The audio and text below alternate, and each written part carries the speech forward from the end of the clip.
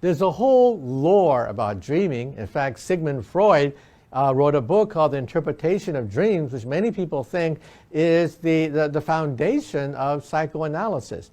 Well, scientists now have looked at Freudian psychology and the brain using all these modern techniques.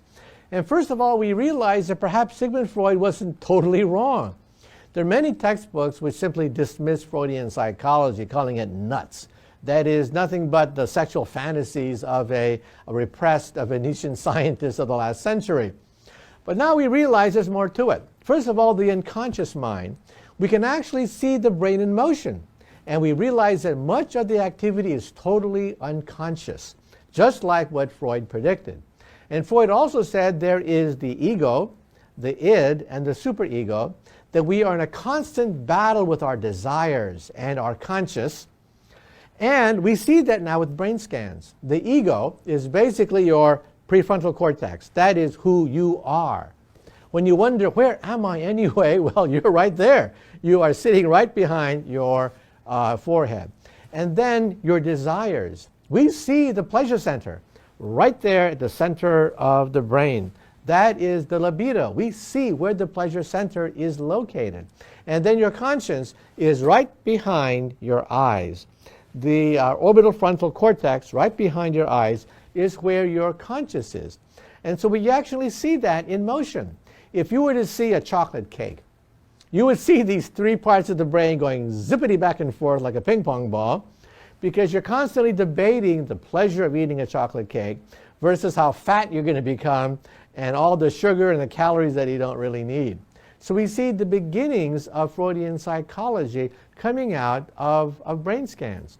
And now, dreams. Freud had a whole collection of interpretation of dreams. Scientists have looked at and said, nonsense. Now we understand the physiology of the dreaming process. And we realize that it comes at the back of the brain, a very primitive part of the brain, and that certain parts of the brain are shut off when you dream. First of all, your prefrontal cortex is basically shut off. It's quiet. Your orbital frontal cortex, that is your conscience, is also shut off. But that part of the brain is your fact checker.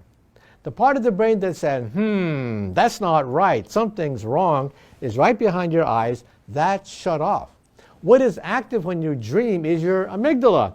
And what does your amygdala govern? Fear and emotions.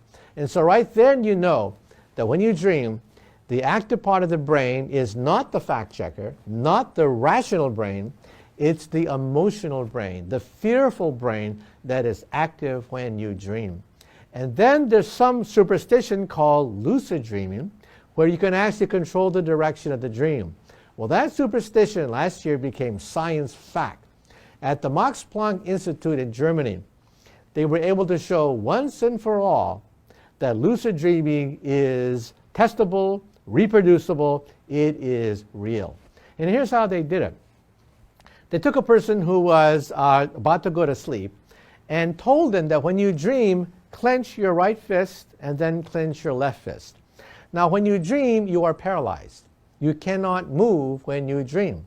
Otherwise, we'd be able to carry out all sorts of horrible things and destroy ourselves. So we are paralyzed when we dream. But when this person went into a dream state, you can clearly see that the brain initiated orders to clench your right fist and your left fist.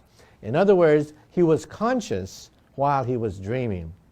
There are many Buddhist texts, many texts hundreds of years old, that give you the outlines of how to control dreams, lucid dreaming.